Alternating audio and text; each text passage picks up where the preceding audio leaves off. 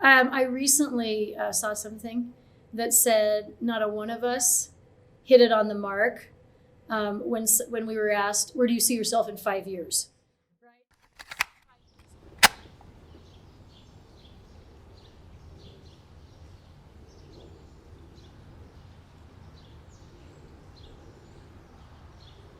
I think there's always a sense of loss and grief in coming of age.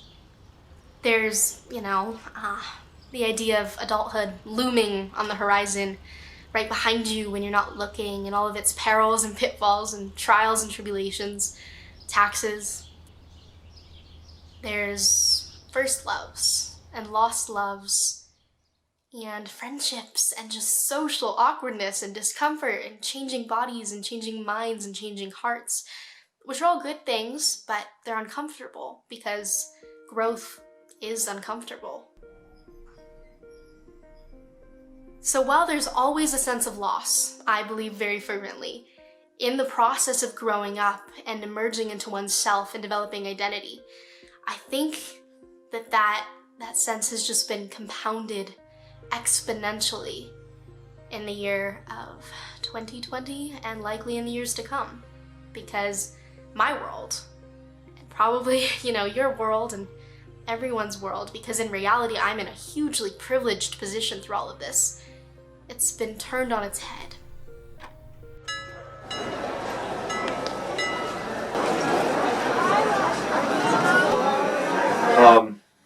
Regarding the social injustice piece, How are you feeling about the election? I'm nervous. It's gonna be interesting. Oh, nice. I'm ready to just break down into tears. I'm nervous a little bit. Regardless of Oh, no. party wins or who wins, people aren't going to be happy. Right? So we're really anxious, and we're just kind of waiting to see how everything plays out. What's gonna happen? Exactly.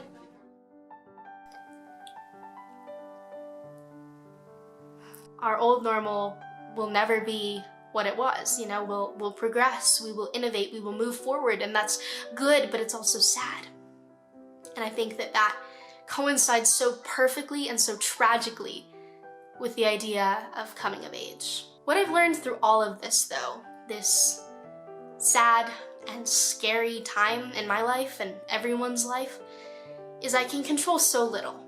There's so little that I have the capacity to influence or alter or change, but I can control my own individual responses to all of that.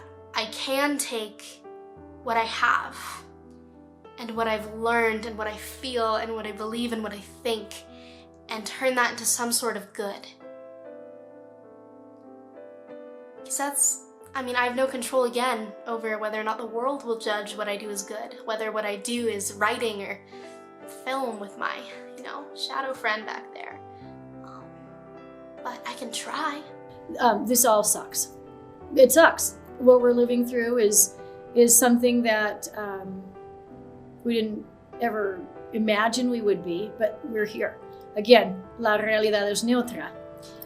So this is what we have. A little struggle is worth it in the end. I'm 38 years old and I still battle things every day, but I'm grateful for those battles because they make you who you are. But all in all, I've been trying to just believe in humanity and that at the end of the day, good will win, whatever that is.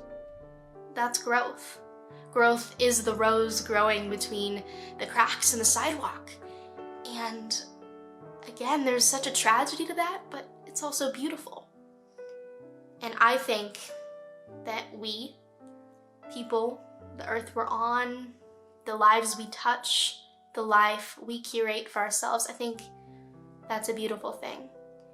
And I think it's okay to have a funeral for our past selves in order to welcome the sheer potential of our future selves into this wild and wonderful world.